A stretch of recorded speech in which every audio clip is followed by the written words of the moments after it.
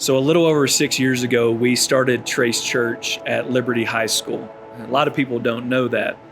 And we were fully expecting to be there for about 5 years, because that's the natural trajectory of a church plant. You end up renting a space like a school or something like it, and you start building your teams and building the giving in hopes that about 5 years in that you'll be able to go and find a more permanent space, maybe a 24/7 space that you can lease.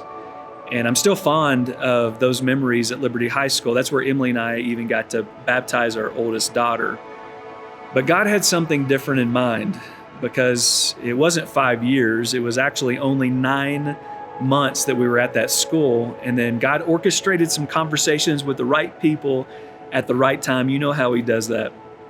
And we were able to come over and check out this space here off of Mark Dabbling and work out a deal that actually we could afford.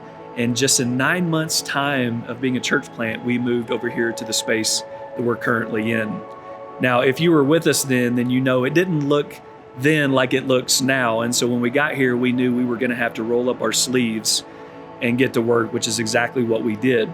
And I would tell you that it was through a lot of hard work and some incredible people that we were able to create the space that we now get to experience each and every week. Maybe some of you have heard me say this, but every time I get to mention this, it's an honor to say that we were able to do all of this without ever borrowing a dime. Up until now, we've never borrowed a dime as a church. And in this space, we have seen incredible life change happen at the feet of Jesus. We have seen countless, like literally hundreds of people surrender their lives to Jesus in this space. We've seen people come here with addictions that have now been overcome. We have seen people come with spiritual abuse and church hurt, and they're coming here almost as an asylum to get away from maybe what they once experienced, and they're finally finding healing in this place. And it's been incredible.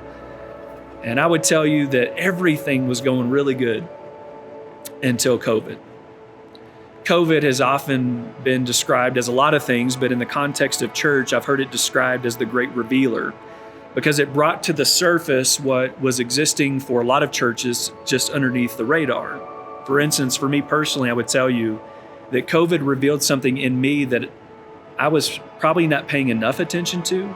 You see, I learned that I was getting maybe too caught up in the idol of audience, that I was showing up too often thinking about how many people would be in this room versus what I needed to be sharing with the people in this room. So what do you do when everybody stops showing up? Well, it caused me to go back to my Heavenly Father and kind of revisit the calling in my life of what it means to be a pastor, what He had called me to do, regardless of who's in the room or how many people showed up. And there was a statement that got cemented in my mind during that time, and many of you have heard me share this, and that is that one of my greatest callings as your pastor is to educate, equip, and empower you to stand firm in the gospel where you live, work, and play, no matter what happens. And so after COVID, we really didn't know what was going to happen, but we kept being faithful. We kept showing up, and we were faithful in the calling that God had put on our lives as a church and the mission that we were very clear about. We just didn't know how it was going to unfold after COVID. And to all of our surprise, we started to grow. And in this last year, where a lot of churches have struggled to get back to where they were pre-COVID, we have grown by 40%. We have baptized over 100 people in this calendar year alone. In the last 12 months, we have been able to save $1.2 million, which begs the question, maybe God has got something more in store than what we've experienced up till now in this little church.